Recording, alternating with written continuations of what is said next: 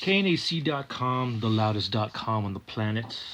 We are here with Trevor Strnad. Did I say that correctly? You did. Well done, my friend. Awesome. Great to talk to you in this unique time. We'll get more into detail about that later. Right now, we're talking about the Black Dahlia murder and your guys' 9th release to date, man. Verminous? Verminous, baby. That's the one. Yes. Are you excited for the release? Definitely, man. It's definitely helping me stay positive right now. You know, having this excitement kind of building for us, and the pre-orders have gone out, started to go out. So some people are getting a glimpse of the whole record, and they seem to be liking it. So, yeah, I'm just trying to focus on that and not on the end of the world so much. You know. Right. Yeah. You definitely gotta look to things that are gonna keep you uplifted and keep you positive. You guys have been around for about 20 years now. That's pretty amazing. Yeah, dude, it's not something I ever foresaw at all, you know, but we wanted to, be a global band, and we wanted to be a long-lasting band. So, you know, we were thinking about that from the beginning, but, I never predicted any of this amount of success for the band. It's been amazing, to say the very least.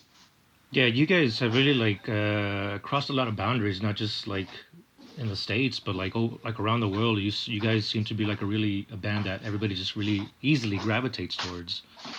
Oh yeah, that's been cool. I think that we're kind of a sore thumb. I think when we came out, we just looked different than everybody else, and kind of just started seeing us, reaching all different kinds of fans. And there's been a genre fight following us wherever we go, ever since, basically. But it's no concern of mine. As long as people like the band, I don't care what kind of genre they're putting us in, Yeah, you guys tend to straddle a lot of genres, from the Swedish death metal vibe, the melodic stuff, the little black metal, and you guys are all over the spectrum. So it's I think this formula that you guys have is pretty successful, it seems.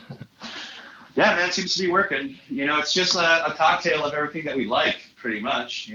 Just in time for 420, actually, too. So it's yeah. Hopefully we can be the soundtrack for that, Yeah, the soundtrack to get smoky. I know you guys are all about the weed, man. That's awesome. Oh yeah, for sure. This lineup in particular, every one of us is a smoker. Oh, that's great. So let's go into a little bit about Verminous. Tell us about the song title and what's the direction that you're going with this album. Verminous, I wouldn't quite call it a concept record, but there are some themes that are revisited throughout a few of the songs. The title track is kind of summing all that up. It's basically saying that that the metal scene, we are the rats and the roaches and the undesirable creatures that the perfect white picket fence world doesn't want to acknowledge. But we're also carrying this plague, the plague of death metal, spreading the plague, which is very timely with what's happening right now. But we had no idea when we were writing the record a year and a half ago that all this was going to pop off like it has. But we're spreading the plague of death metal, kind of like the hidden knowledge, the hidden secret world of death metal, as far as I see it. And rats and roaches are those creatures that are supposed to survive after the apocalypse. So That is zombies, I guess. Yeah, for sure. I don't know about you, but I'm kind of looking forward to that. Yeah, it kind of feels like zombie takeover isn't that far off, really, at this point, Yeah, and then, you're stuck at home, besides writing music, you're watching all these movies, and you can't help but just I wonder if it would actually come to that. Yeah, who knows, man? This is pretty unprecedented for our lifetime, man. This is crazy. Yeah, I would think in your experience, I don't know how old you are, but in our lifetime, we've never really experienced something like this. This is pretty unique. I'm 38, fart and dust. Oh, damn. I'm 41, so just a couple miles ahead of you. Right on, man. Hey, you're still alive, so right on. Yeah, alive and kicking, man. And I'll be honest, man. Music like yours, metal, death metal, like you said, man. It's not just a state of mind. It's a lifestyle. It keeps us alive. It keeps us going. Every day it keeps pushing us, right? It keeps me young for sure. I feel like I'm kind of and the band does too. Living that kind of free lifestyle of living off the band and living off our own creations, that are uncensored and just come right from the heart. And so, it's kind of just like helped me stay a teenager. Even though I'm approaching 40, I feel like I'm still 15 upstairs. Oh, I feel that. I feel that. Yeah, yeah. The music definitely keeps you youthful, man. And like, and I think, correct me if I'm wrong, but like the energy that you guys get from the crowd, it probably just fuels you, right? Like, I mean, that's really the kind of drug that keeps you going on this entire mhm. thing. It's like a kind of rush that you can't reproduce with anything else. And like I said, there's so much pride in like having made this all with our hands from the ground up, and to Mhm. see it received by people and loved, and like kind of get that energy returned. It's like a drug, man. It's like just like the best part of life that I can find.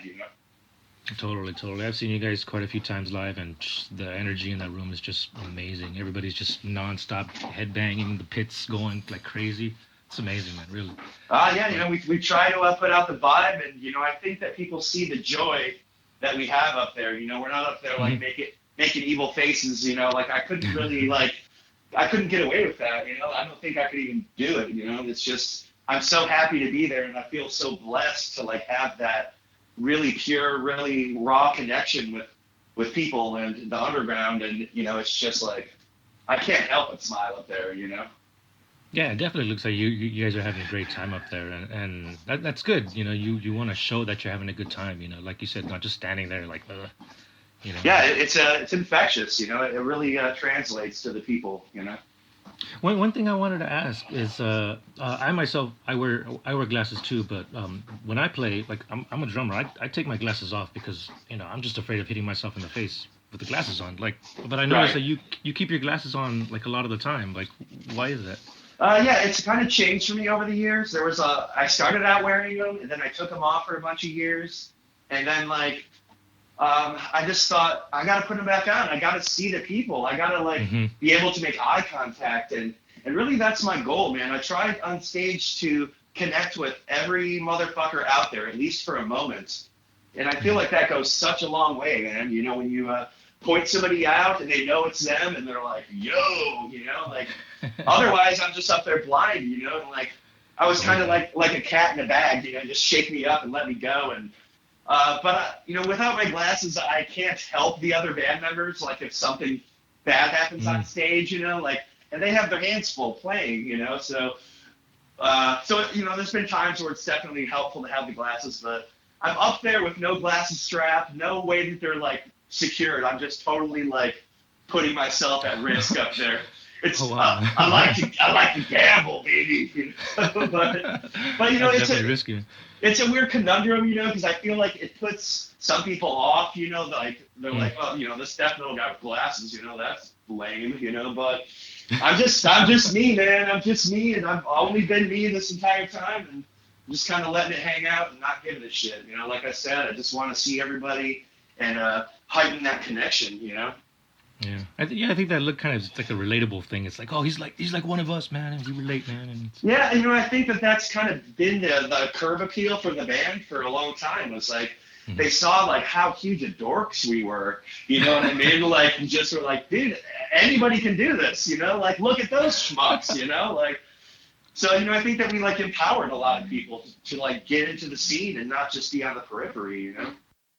We are here talking to Trevor Strnad of the Black Dahlia Murder and about their upcoming release. So, going back to Verminous here, you guys are again releasing this through Metal Blade, which again, like your whole lifespan as a band has been with them. Like I imagine Slagle, Brian, and Metal Blade's treating you guys well.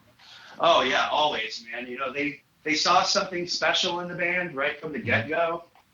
Brian was really excited when he signed us, and it's a huge honor.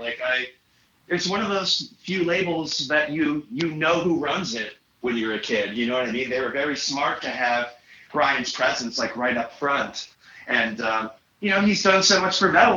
Put Metallica on the map, put Slayer on the map. He wrote the first metal-centric zine ever in America. Hmm. Like, for him to like put so much faith in us has just been like a huge compliment. And in a way, I think he saw himself in me. In my excitement for like being such a hound for trying to know every band and just like being a total like devoted nerd for this thing, and I think they saw how hungry we were to get out and play, and they facilitated that, and we just never looked back, and we've been honoring the opportunity the best we could ever since. Like when you're in this band, you can't say no. Like everybody that's in the band knows that. There's no saying no. Like there's going to be a full schedule. We're going to maximize every opportunity that we can.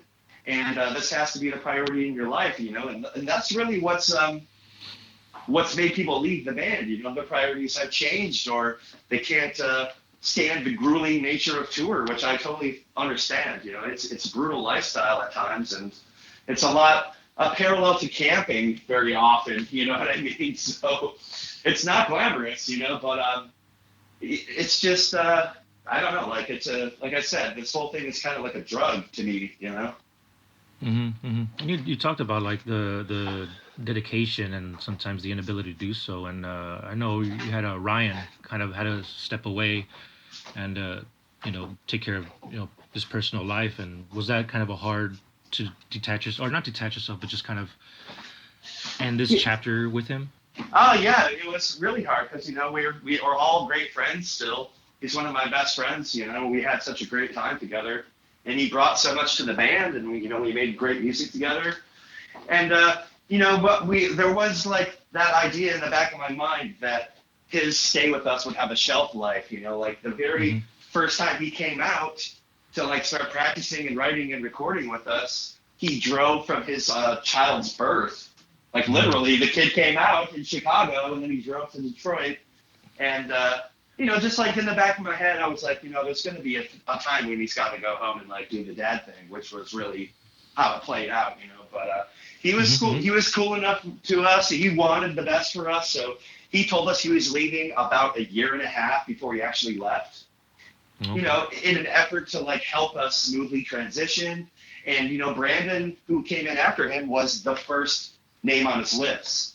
So, Brandon had like over a year to prepare, which, he didn't need it all. He's a total freak at his instrument. So, it just, Ryan was so cool to like just help us segue into the next phase, and he's great. We still see him when we roll through Tennessee. He lives out there now.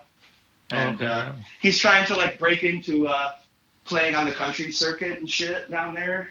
And country music? Yeah, he loves that stuff. Wow. Chicken picking and all that, he loves all that kind of shit. He's good at it too, man. And he made a solo record a little while ago that kind of like blends all these crazy genres together. It has some metal aspects, it has some country aspects, it has everything. So, he's just doing his own thing now, and I'm really happy for him. He's got a great family and great life out there in Tennessee. And I'm just thankful for all the great stuff we did together, That's amazing. That's great. Yeah, do pass along my well wishes, man, and wish him the best of luck for me. Yeah, for sure. We'll do. So you mentioned bringing in Brandon, who of Arsis, right? He's still with Arsis, I guess. No, they've replaced him since. Okay. They have the singer guitar player from that band Paladin sitting in the spot, and he weirdly looks just like Brandon and plays just like him too. Like they're both cut from like, they're young kids, but they love like Shrapnel Shredders from the 80s and like, Ozzy's guitarists and they're rock dudes, man. They're not like these other young kids that like metalcore and stuff. Like they're on their own, marching their own drummer. You know what I mean? So, in that way, Brandon was very like, he had a lot of the same influences as Ryan. You know what I mean? Like Ryan was also cut from that cloth of a rocker and like definitely a child of the Shrapnel Shredders. Jason Becker and Marty Friedman and all those like classic kind of like virtuosos and stuff. Yeah, shred records of yore and so it was really natural to like dive into things with Brandon. It felt like we really did find the perfect replacement. Right, and this is going to be his second record with you guys, right? Oh yeah. He really stepped up to the plate on the last one and kind of took the reins yeah, during the mix and stuff, like he knows so much more about the studio than the rest of us that like Oh. he was a real asset, you know, even for being a new guy in the band, we just trusted him. And, you know, he made he like tweaked the mix a lot and he knows all the frequencies and shit and just, he really, you know, made Nightbringers awesome, even aside from the songs that he wrote, which were great. And then this record, we see him coming into like full bloom with the band. You know, he produced the album with us. He recorded the bulk of it at his house. We all tracked over in New Jersey at his place.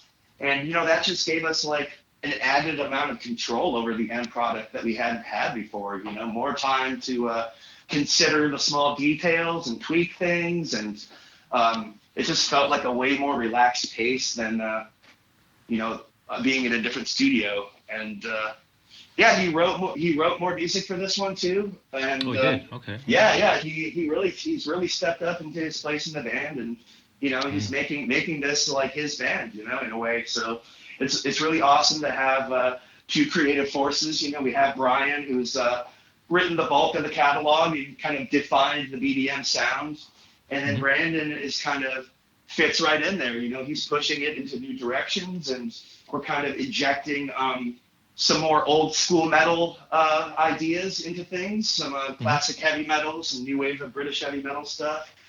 And, you know, we're still mining all different corners of metal to put it into the BDM cocktail that I was talking about earlier. But yeah, it just feels like a really special time and a really creative time.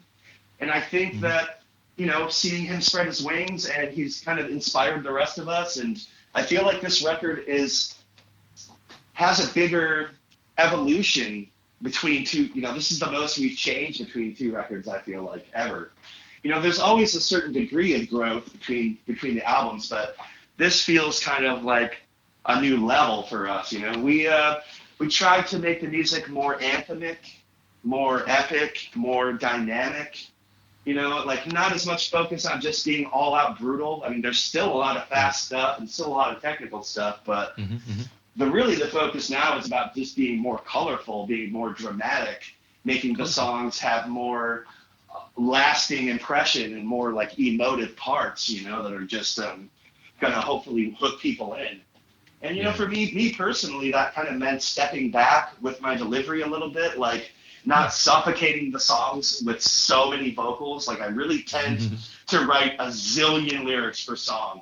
So this time I thought, I'm gonna slow it down a little bit, be a little bit more clear with my delivery, be a little bit more hooky, hopefully, and give the songs a little space to breathe. And I think that it's really given the sound like a lot of life, you know, and a lot of it's a big difference, I think. I had a chance to listen to the record, and like you described it pretty perfectly, man. Like it's really dynamic and colorful. Those are good words. Thanks, man. You know, it's on paper when you kind of hear those things, or you hear the word mature, and you're talking about extreme metal. I think it kind of like raises an eyebrow with people. You know, they get like this trepidation maybe to hear it. But, you know, I think it's been a really good change, really good, you know, I think that we're still extreme, you know, we're not trying to become a pop band by any means. There's no clean vocals or any signs of selling out, at least in my eyes. No clean vocals, Yeah, no way, man. That's not our style, you know. It's not what I like personally, so I just couldn't live with that, you know. Like if we were gonna sell out, we would have done it a long time ago. You know, we want to be one of those bands that is dependable for the fans, and you know, we look to like Cannibal Corpse for inspiration in that. You know, they've never made any drastic changes to their sound, but they always make great records, and people, you know what you're going to get to a degree with Cannibal Corpse. You know it's going to be good. You know, they're going to put their hearts into it, and like that's kind of been the model for the band. You know, like. Yeah. You know, we never do anything that we don't agree with or don't personally like, you know, as far as like what we're fans of, you know, like I feel like we're fans first in a way, you know. You want to be able to step back and appreciate what you're doing, you know, otherwise, you know, you can't respect yourself too much. Right, you know, so like it's important that the band is friends, you know, we have a great connection together, and we celebrate all these small victories together. And you know, I can't imagine like being in a band where you don't trust the other people, or they're just hired guns, or you know, like I see a lot of like really like crappy dynamics in some other bands, you know, like that seems so undesirable. But yeah, man, we're And all, you and know, not so. I just wanted to say, and not so organic too. Like there's like a lack of organic feel to that, right? Like, oh, for sure, you know, like you can sense the bond, and I feel like you can sense the bond strengthening even on this record compared to Nightbringers. Like we're like, really gelling together in a special way, you know, and like this just feels like a really unique and special time for us. mhm. I think it's gonna be a great breakout record. Like, I mean, you guys always have seemed to like elevate yourself and go to the next level, and this one is just, poof, man! I can't wait for people to hear it. Ah, And thanks, dude. That's how I feel too, you know, and like it's been such a long process getting this out. Like I think that oh, really? Metal Blade kind of knew that it was going to be a big record, so Hmm. we've taken so long to set this up. Like I mean, I recorded the vocals now for this like wow, last May, you know, so it's Oh, been a wow. long time. So just taking that extra amount of time to set up all the press and all the, you Hmm. know, just to maximize everything. So like they know that, you know, we're gunning to make this a big record. Right. And, yeah, you know, it feels like there's something great on the horizon right now. Since when you first recorded your vocals, and then having so much time pass, did you go back and like rethink some of the things? Did you re-record some stuff? Yeah, like I was talking about, we had a lot of time to kind of mull it over, you know. So like I took a week off after I thought I was done and kind of, you know, assess the situation and then went back to New Jersey and changed a few small details. And, you know, it was great to have that kind of freedom for sure. And, but also like waiting this entire time to get music in people's ears, like, you know, there's been moments where I doubted myself and there's been moments where I like, you know, just had way too long to think about all this and kind of mull it over, you know. So it feels good to like get the record out. It's getting in people's ears now, and at least the singles are available to everybody, and they seem to be attracting a lot of people. So you know, it feels good. It feels like we did the right thing. Right on, right on. Again, we are here with Trevor Strnad of the Black Dahlia Murder, talking about their upcoming Metal Blade release, Verminous, due out April 17th. I want to ask you a question on behalf of a friend of mine who's like a really big fan of yours. His name's Omar. And when you guys are looking to do a new record, do you guys go in with a set approach, like a game plan, or do you kind of just like, you know, you go in there and just let the juices flow? Yeah, we pretty much just let it flow. You know, like it's just pretty much the next group of songs that we write, and we haven't really had a game plan except for once, and that was like after Deflorate. We were like, why didn't this album like resonate as well with people as Nocturnal did? You know, and we kind of figured out that we maybe were cramming too much into the songs technically, Uh, and that the album was sort of a barrage of like nonstop attack, attack, attack. So mhm. we decided at that point, like going into Ritual, that we were going to try to be more dramatic. You know, we started to incorporate some other instruments, you know, a little acoustic stuff, some keys, synth stuff, and you know, we started to use a sampler live to accompany us, so we could reproduce those things that we did, and you know, we tried to make the songs more three-dimensional and more dramatic, Nice. you know, more drama, more dynamics, and you know, that was like a turning point, you know. So that was and we've still been like, you know, trying to master that approach ever since, I think. Let's kind of touch on what's going on currently in the world as far as like this, let's just say a bug that's kind of really Uh, affecting us all and kind of kept us in self isolation. How are you guys in contact much? Like keeping in communication or physically, either like in the same room or just like, you know, Skype or whatever, and just kind of talking things through, or like what's going on as far as your mindset with things. I mean, I'm hanging in there pretty good, you know. I feel like in a way that I'm kind of built for this because when I'm home from tour, I'm definitely like hermit status for the most part. You know, I just get my fill of human interaction like out on tour. And, you know, I talk to as many people on tour as I can. And, like, those are my people, you know. I don't like wasting my breath on the regular world, you know what I mean? Like, so, like, So yeah, in a way, like I'm kind of primed for this, you know. So I'm just Hmm. doing the same shit I always do, just hunting new music all the time, listening to new music. You know, I'm doing a lot of press for the record right now, which is definitely Right. helpful, you know, to like be doing something positive for the band. And uh, yeah, we're all in communication through like a WhatsApp group. We always have Hmm. like that going, like on tour and at home and etc. And we're kind of like checking in with each other here and there, and you know, reporting the local news to each other. Yeah. And but you know, like it's a crazy time for bands. You know, we have our the biggest tour we're supposed to ever go on, you know, with Testament is Yeah. it's not looking that great right now. You have Chuck, you know, infected with it, Steve Oh, I know. DiGiorgio possibly too, you know, and I'm really pulling for Oh, really? I those didn't know. guys. I didn't hear about that one. Oh. Yeah, yeah, he might have it too, and it seems that Chuck is on the up right now, which is great. But Hmm. you know, it's not looking good for that tour or any other tour that's coming up right quick, you know. So Oof, man. that's a huge blow for us Yeah. financially, and just that it was going to be right when the album launched too. You know, like Hmm. that the album's going to kind of take a hit for it, and also, you know, if we're still locked down on the 17th, which we will be, like nobody can go to the store and get the record. You know, so that's going to like kind of be another blow to us. But Hmm. otherwise, I mean, the pre-sales are doing really, really good. Good. We're like breaking some records over at Metal Blade in those regards, and Awesome. that's very exciting. So you know, we're just trying to take this whole thing in stride, and you Hmm. know, luckily, like I did so many interviews and so much press a while back, and it's all kind of trickling out now in this downtime, you know.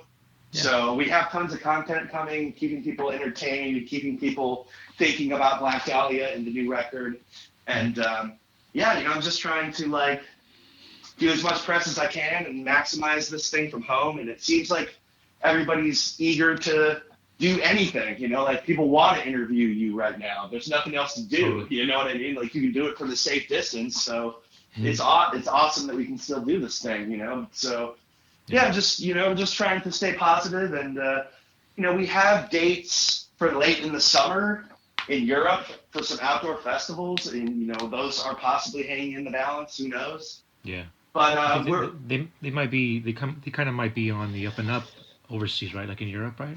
Or I hope so. Yeah, I hope so yeah, because they were like the first to get hit, you know. So yeah. I know Italy was like on complete lockdown, I guess, right? yeah, that's crazy, man. Yeah, So that's crazy. we're just still planning for this to be over by hopefully the summer, you know. But Yeah. we don't know. But we are assembling our own headlining tour across the states for the fall, Hmm. and the lineup is killer, man. I can't reveal Yeah. anything about it yet because they'll have my Okay. head, you know.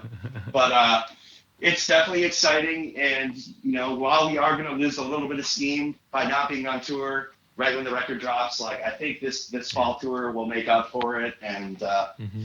yeah, so, you know, we're just trying to keep positive and, you know, just it's in a way, it's kind of convenient that if you look at the bright side, people will have nothing else to do but listen to the new Black Dahlia record. You know what I mean? So, Yeah. Yeah. Exactly. No, very true. Very true. Just keep that shit on rotation, man, and just keep blasting it. Totally. yeah, I hope And so. and like we pointed out, man, it's one of those things that helps us get through, man. We gotta help each other get through this, and the music, the power of the music, is really needed right now. I think. Oh, for sure. You know, I think Yeah. that when this all blows over, I think that attendance at shows is going to go up. I Oh think that yeah. Woo. people are going to realize like what they've been taking for granted. You know what I Yes. mean? And Yes. Thank you. I think it's going to do a lot for the scene actually in a positive way. But Hmm. also, you know, on the negative side of the coin, there's venues going out of business right now. Yep. They're just losing their asses, and like I bet bands are breaking up right now, and you Oh know damn. you know if like financial ruin sets in, like what can you do, man? You know, Yep. like Yeah. A lot of small so businesses and people are taking a hit right now, and it's not right, easy. right, you know. So it's dark times, but I think there's a light at the end of the tunnel, you know. I think so. And then and going back, like you guys have been around like for 20 years. You guys were like around during the heyday of MySpace. Yeah, yeah, we were definitely one of those bands. And before that, we were on MP3.com, and we like were at the top of the metal chart for a while, and we kind of used that in our bio sheets to like, sell ourselves to the labels at the time. And we sent out like 20 letters and with demos and with our first EP and like a bio sheet of like, oh, we played with this band and we're going to tour whether you like it or not. You can like choose to help us if you want to, and, 28 rejection letters later, we had a Willow Tip Records contract in our hand, and Willow Tip is still a label that I love. And it was, a huge, huge honor at the time. But right before we, put the pen to the paper, Metal Blade called, and they were really late to the party, it seemed like, but wow, you know what I mean? Like, that was such a shock, and, that was the turning point in my life, for sure. Yeah. I'm sure all those 28 people that rejected you are kicking themselves in the ass now because, like, there's been some people that I met, that had admitted that, and it feels kind of good. It felt good to hear that from Relapse, Right. A name dropper. And dude, one thing I really admire and like love about Black Dahlia as a whole, and respect about you guys is that just your support of death metal. Like, I see you guys always support, like, Disgorge or like all these rad bands, these T-shirts, and like, and I know like you're all about like the underground death metal and like so many great bands, and it's I think that's amazing because. I think it goes back to that personable factor. It's like, oh, dude, that shirt. Oh, I like that fucking band. Oh, dude, that's fucking cool. And I think that's great that you have an appreciation. Now, you don't just talk about it, but I mean, man, I'm living it, dude. Like I watch every label in the underground from small to big. I pre-order the shit out of new releases. I collect CDs, and I do a column sometimes over at Metal Injection where I've like. For a while there, I was doing a column where I would talk about like 20 to 30 new releases every month, like all from like small labels and a lot of brutal death, because I just didn't see brutal death getting any airtime anywhere, like with any of the media outlets. And the genre isn't like the biggest upswing it's ever been in, pretty much. So I just felt like it was voiceless. So, I started doing that, and, they would say that the column would get like 10,000 hits. So, 10,000 hits, seeing this little brutal death metal band, like, that's a lot of eyes for how small the genre is, you know what I mean? So, yeah, just for me, like, it's good for my heart to, like, do stuff for the scene, and I think there's really no place to be too selfish to recommend another band. I think there's some bands that are scared that they're going to give their fans away by doing that, But I think the fans just, like, love you even more for it, you know what I mean? Like, and...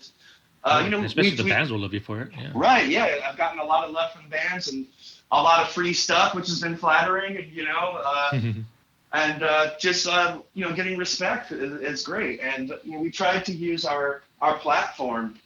Like we have so many eyes on us for an extreme band that I feel like I'm just trying to use my power for good and like spread the gospel. Yes. You gotta bring that the genre, that field up with you, man. You gotta just don't turn your back on the genre that made you. No way. You gotta lift it up, man. I totally understand what you're saying, because like I love the underground, like hardcore, like not hardcore music. I mean, hardcore's cool, but I mean like death metal, brutal death metal. Like I love promoting a lot of these underground unknown bands from like some random band from Russia or Australia. Even Australia has some great talent. I love how international death metal is, and like one of my biggest things I did several years back, I was like, hey man, I'm gonna put all bias aside and just check out every band from everywhere. You know what I mean? Yeah. Like in Indonesia, man, like shit is popping off out there. Indonesia. Like, so you got to put aside, like, who cares if they have broken English? Who cares if the song titles are funny? Who cares if the band is called Brain Ass? Like, there's literally a band called Brain Ass from Indonesia, but they're awesome. So like that was one of the best choices I made, was to like, kind of like really dig deep internationally, and I like how the internet is kind of keeps brutal death metal and all these like kind of niche scenes like in contact with each other, and like the global scene. It's awesome. Yeah. Are there any bands that you want to mention that you're blasting right now that you're really into right now?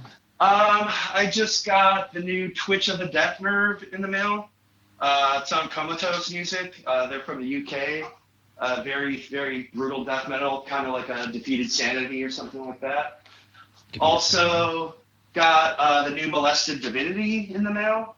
Nice. Recently. They're from Turkey, and they have the singer from Cenotaph. And they're just one of the most brutal bands going right now, and I think they're going to be turning a lot of heads.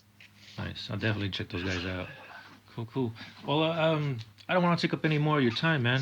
It's been a great talking to you. Again, with like this whole weird lockdown, semi-lockdown thing going on, we have like a lot of listeners that are fans of yours. And would you have any kind of, either fans or musicians alike, do you have any kind of advice for them during these dark days? Man, just take it seriously, dude. Like, I know, like, the instinct is to kind of say, whatever, this is just old people and whatever, like. Yeah. But the more we fuck around, man, the longer this is going to go on, dude, So True. Just take it seriously, go inside, and delve into the world of music, man. This is like the perfect time to listen to all those records you've been sitting on. And Right. Get to the bands out there, man, just be positive, hold tight, write some music, and, just try to stay positive. So, Trevor Strnad of Black Dahlia Murder, Verminous, coming out through Metal Blade April 17th. Make sure you pick that up in whatever way possible. Again, this is Francisco with knec.com. You can find me on Instagram or Twitter at metalxcandy. I want to thank you again for your time. Cheers, man. You guys stay tough, and can't wait to see you guys back on the road. Right on, man. Thanks for everything. Thanks for the kind words and the press. Really appreciate it. Hey, no problem. My pleasure, brother.